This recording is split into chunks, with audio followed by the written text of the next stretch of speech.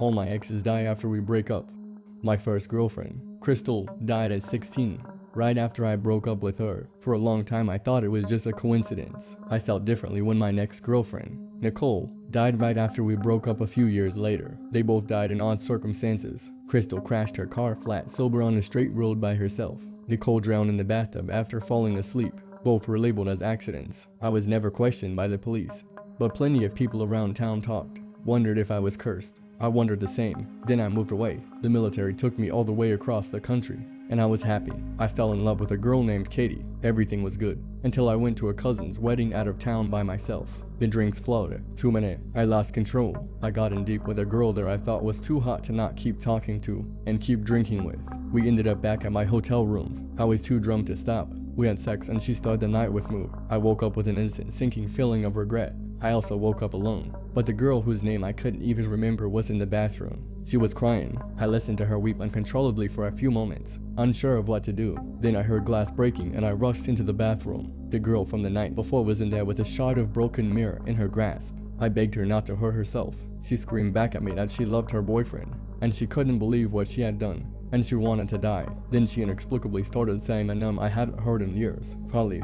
Hearing that name reached into the darkest recesses of my brain. Holly was a dirt poor girl in my 5th grade class. Homely, she was teased and someone who received no interest as someone anyone wanted to date. Instead, she was mocked. We went too far. Someone dared me to ask out Holly and pretend to be her boyfriend for a week. I agreed to do it, trying to impress my peers. Holly seemed to have no idea the thing was a farce. She held my hand on the schoolyard and didn't seem to see the other kids snickering all the while. The worst part is I could feel she was sweet and genuine during our time together. She was a nice person. I had to get out of it. I had my friend break up with her a few days into the spoof relationship. Holly was crushed. I felt horrible. She never made eye contact with me again. One day after recess, I came back to my desk and found a piece of paper with burnt ends, and found an endless abyss of vulgar and dark words scrawled all over it in black ink and pentagrams. I tried to decipher what it specifically all meant but couldn't. It just said awful things, embarrassed and guilty. I never told anyone about it or confronted Holly about it. Holly moved away at the end of that school year. One of the girls in the class said she lived near her and thought her parents were deep into the occult, witches, spells, all that kind of stuff. I figured it was bullshit. It wasn't until I heard the woman in the bathroom screaming out her name that all those scrawled words of hate and love and darkness on that burnt paper Holly left on my desk came back into my head. That dark little girl must have cursed me and any lover that left me. Holly, the word spat out of my one night stand in the bathroom and snatched me out of my memory dive. Then the woman took that shard of glass and ferociously sliced both of her wrists before I could even try to do anything. The girl from the wedding ended up living, and she explained to everyone that she did what she did to herself and wanted to cover up for me being there to protect her own relationship. So I got lucky and no one ever found out. I know what you're thinking now though, but don't. The girl later died after her wounds were infected from the gashes. The curse was still alive. I had an easy solution to it all. I was going to marry Katie and stay with her forever. I proposed. She was a bit thrown off by the haste, but she said yes. Everything was going well. We kept going through the motions of love and prep and slow planning our wedding. I wasn't in any particular hurry. Then I came home one day and her wedding ring was resting on the kitchen counter with a note that she was leaving me. No particular reason given. She said in the note she had to stay away from me for a week so she could be clear of mine. There was no way I could make that happen. I knew I was racing the clock. I was waiting to hear that she had died every second as I drove around going to every place that she could be. I found her at her sister's house, and after hours of pleading and explaining that her safety was in serious question, she finally came out and talked to me in the yard. I explained everything. I watched her face convey that she now regretted every single second of our relationship. Then she walked inside. Weeks went by without much sleep. I kept just thinking I was soon going to be invited to her funeral, and I wondered if it would be in some circumstance where people thought I might have done it to her. She showed up in the middle of the night one night with a knock on my door. I let her in, so happy to see her alive and breathing. She explained she had nearly died in 3 separate freak accidents since she left me. She believed in a curse. She could feel it inside her. She had suicidal thoughts she had never even imagined before. We had to be together. The wedding was back on. Now you're probably wondering, why did that dark little girl who I fucked with back in 5th grade do something that ultimately won me back the love of my life? Wasn't she now going to kill Katie or something? The thing was, my time away from Katie made me realize that I didn't love her. I didn't really miss her and enjoyed my time alone. I thought about my previous, dearly departed partners and thought I loved them more than her, and I dreamed of a relationship. that would truly bring it all together for me. I was cursed with a fake love forever, or I had to be okay with Katie dying. So the fake relationship I pranked that poor girl within 5th grade meant I was going to be stuck in a fake relationship for the rest of my life. Well played, Honey. The midnight crying haunted my childhood.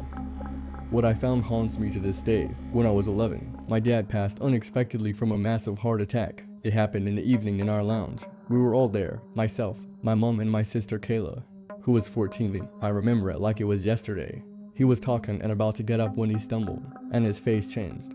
He staggered in his place, then dropped face first to the ground so hard he broke his nose. His body tensed up. My mom screamed as she turned him over. His face was bloodied and frozen with a shocked look of agonizing pain. I could see his heart pumping through his clothes, as if it was about to burst out of his chest. I just looked. I felt helpless, scared. My mom was shaking him, screaming and crying. Kayla was on the phone trying to get an ambulance. Her face was bright red, sobbing uncontrollably. All I could do was just stand and stare as the life drained from my dad.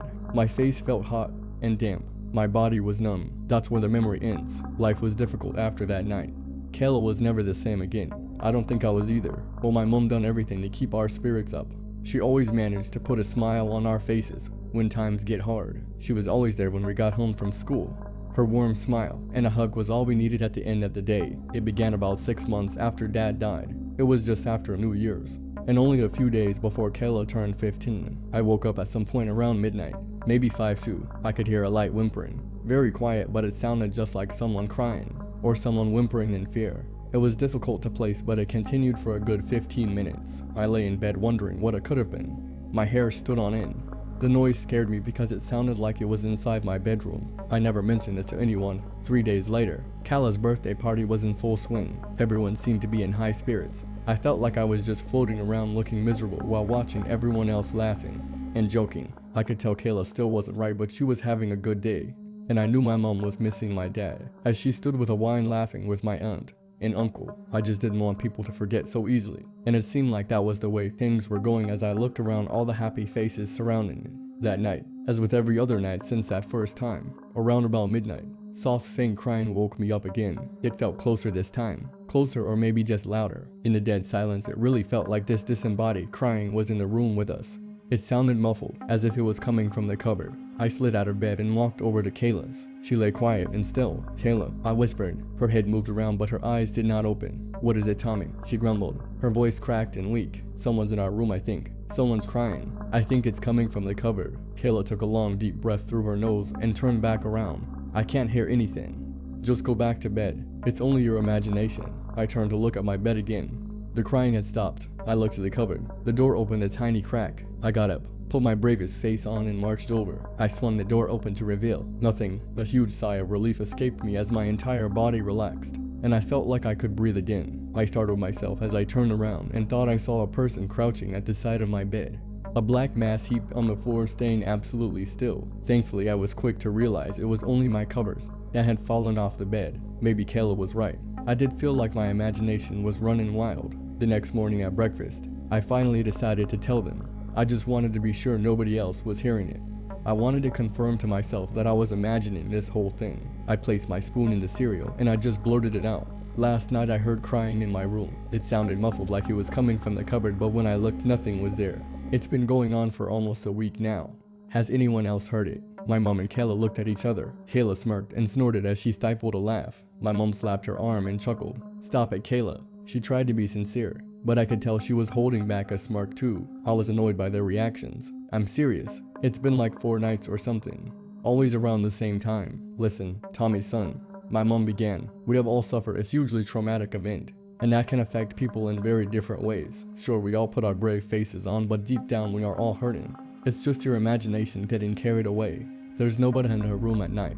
Okay," she went on to explain how people's minds have different methods of coping, and sometimes your mind can play tricks on you. She kissed me on the head and left me sitting there questioning myself. A few weeks went by, and every single night I heard it.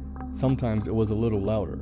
Sometimes it lasted ages, but without fail, it came every night. I heard the crying. I had ideas in my head that it was maybe my dad. I couldn't actually tell if it was a man or a woman because it always seemed to be muffled from what I assumed was the cupboard door. I began to think he was visiting our bedsides at night. and his spirit couldn't rest because he was so sad that he had left us. I tried speaking to him. I tried telling him it was okay, but nothing ever changed.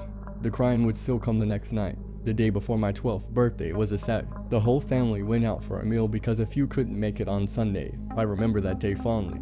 Everyone laughed and had an amazing time. We toasted to my dad, and I really felt like I could feel him there with us. I remember feeling like we were all a big happy family again. That night, however, the crying started around 11:55 p.m. It got progressively louder and sounded more intense. It got so loud I wasn't sure if it was coming from my cupboard anymore. I sat up in bed. Was it coming from my cupboard? A bang and a crash startled me, and I lay back down cowering beneath my quilt, covering my whole face. I expected the cover to be yanked off me at any second. But instead, nothing. Total dead silence. The crying had stopped, and when I was brave enough to peek, the cupboard lay undisturbed. Kayla lay there, completely oblivious to the world outside her dreams. A thought crossed my mind. A dark thought. Was the crying really coming from my cupboard? Or was it coming from behind my cupboard? Thinking of where the cupboard stood gave me chills, because it stood against the wall my room shared with my mom's room. Could the crying have been my mom all this time? If so, then I sprang out of my bed and ran out of my room and along to my mom's bedroom.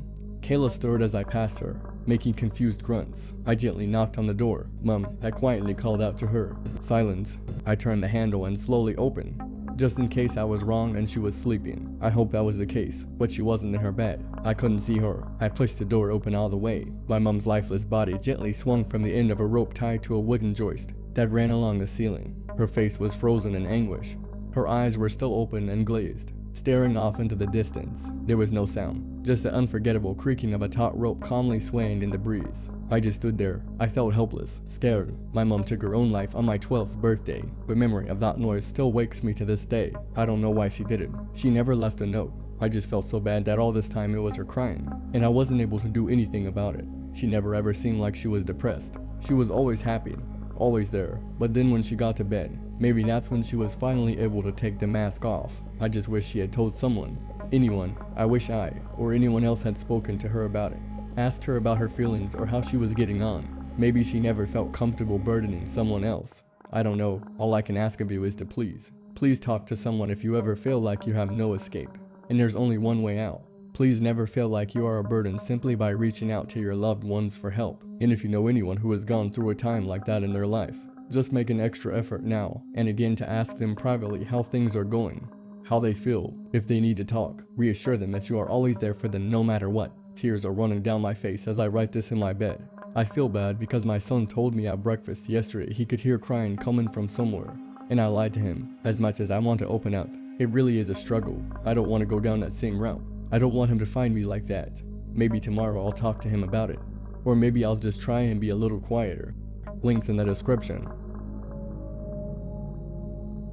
I've been getting these weird spam calls. We've been trying to reach you about your cars. I hung up. Who on earth is even falling for those scam calls? It's always the same robotic voice. I don't even own a car. I bike to my classes. If they had even a slightly intelligent scammer behind that phone, you'd think they would at least check if their unlucky victim had a car. Everyone's gotten their share of spam calls before they've had a cell phone. It's a 21st century universal experience. On top of that, everyone and their mother has had the whole car's extended warranty scheme pulled on them at least once or twice, or if you're me, I guess, and they call you every other minute. My phone had started ringing again as I was sitting there at my desk thinking about it. I glanced down and saw a number I didn't recognize, so I hit decline. I have work I need to get done, regardless of my silent prayers that my phone would remain quiet.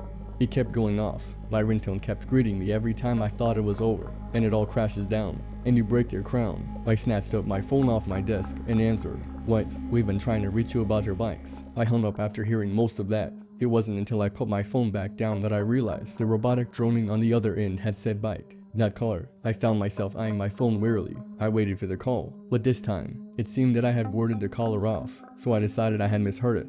The stress of college probably getting to me. I'm sure it said car. My ringtone started going off again the next morning, waking me up before my alarm could. I was too exhausted to notice that it was an unknown number. I just flipped over and grabbed it off the nightstand, putting it up to my ear. Hello. My own groggy voice was met with silence for an uncomfortable amount of time. I sat up, rubbing my eyes, listening, but all I could hear on the other end was breathing. Confused, I checked the ID and saw the unrecognizable number. I was about to just hang up when I heard that voice again. We've been trying to reach you about your bike's extended warranty. If it continued talking or I hung up right away, I can hardly remember. I was certain that the robot had said bike. I guess I had complained before about how I didn't even own a car, and that they should research their victims. But that wasn't what I thought was going to happen. It's just a coincidence. It has to be. Once I tuned back and I had already hung up without thinking. Sign. I recalled where my bike was chained up outside in front of my dorm. Maybe I should walk to class, just for a few days. That's exactly what I did. It was kind of a pain, and I ended up being late a couple times. But the little anxious itch in the back of my head was scratched. I was a little relieved when I hadn't received any new calls yet. Maybe that was the right decision, until my phone started ringing again. I flipped it over from where it lay face down on my desk, and saw the number. It was the same area code as the rest of the calls, 811. Not that it had a location listed under the number. I clicked accept and put the phone up to my ear, just like the previous time. There was the sound of quiet breathing, until the familiar voice chimed at me. We've been trying to reach you about your extended life warranty. I dropped my phone. I've never hit the end call button so fast in my life. The phone lay flat on the carpeted dorm room floor as I sat opposite from it at my desk. I couldn't take my eyes off of it. Extended life warranty. It started ringing again. I didn't touch it, but it kept ringing. Finally, I slowly reached down, turning it over. At that point, I made an incredibly foolish decision. I tapped accept, but I wasn't greeted by the same robotic voice as always. Instead, there was a person. Why did you pick up? I stared down at my phone, not saying anything. I didn't know what to tell the woman on the other end. I could hear her breathing heavily, as if she had just ran to the phone. It was a familiar breathing pattern. Why did you pick up? She screamed into the receiver, making me flinch with how loud it was. They're going to come for you now. What was all I could remember mustering up. It was hard to speak with my heart pounding into my throat. I tried to warn you, oh God. The woman cut herself off. I stood quiet. Suddenly, she screamed. It was shrill and long. The sound started to garble as if the reception was cutting out. It was turning robotic, more familiar, until it finally ceased. The call didn't end. I watched as the timer displayed on my screen continued to tick up. Each second that passed felt like days. I slowly extended my arm, aiming to end the call with as much caution as possible. But that voice spoke again. This is a final courtesy call before we terminate your warranty. I tapped the red button on my screen, no sooner than I did. However, there was a knock on my door. I held my breath. I began to scoot away from my desk in the chair, grabbing my laptop off my desk and trying to reach the window as silently as possible. There was another knock. I held my breath. The knocks turned into pounding. I didn't dare to move an inch anymore. My phone started ringing again. I was several feet away from it, so I didn't even try to see who was calling, just in case it was someone else. But I didn't have to check. It picked up by itself. We are afraid your warranty has been terminated. Open up. I didn't move. The pounding on the door began to become slamming, as if someone was throwing their entire body weight against the door. I chewed on the inside of my cheek to keep myself quiet, so hard that I could feel blood start to trickle into my mouth. The slams were only growing louder and louder with each passing second. Let us in. Your warranty must be terminated. Open the door. The robotic voice droned on from my phone. I continued to stay as silent as possible, curled up in a ball in my desk chair. I didn't move a muscle. It must have been hours. The sun was starting to set through my window, but I still didn't budge. I was terrified. And then my savior arrived. The door opened. I thought I was done for, but it was just a guy in the dorm across the hall from mine. I straightened up so quickly that my laptop nearly fell to the floor. I scrambled to grab it as the guy leaned against the door. I didn't know his name, but he was giving me a weird sort of look. Are you okay in there? I thought I heard someone hitting the door, he said, eyeballing me. I managed to give him a weak smile. I'm fine. Thanks. How was he going to believe me if I told him the truth? If you're sure, keep it down. You're gonna disturb somebody. He shut the door and went back to his room. It was quiet. The call had ended. I'm sitting on my bed now, writing out everything that happened in this past week or so. It's been maybe an hour since my neighbor left, and I haven't heard anything since then. I'm praying whatever was coming for me is done now, but who knows? I'm going to get a new phone for sure. I'm typing this on my laptop since I'm sort of scared to touch my phone. Pathetically enough, I think I'm going to get a roommate next year as an extra safeguard, someone who will overhear everything as well. Hopefully, convince me I didn't hallucinate this whole thing or something. I think I'm safe now, but if I get any more calls at all, I'm going to block them immediately. I recommend all of you do the same.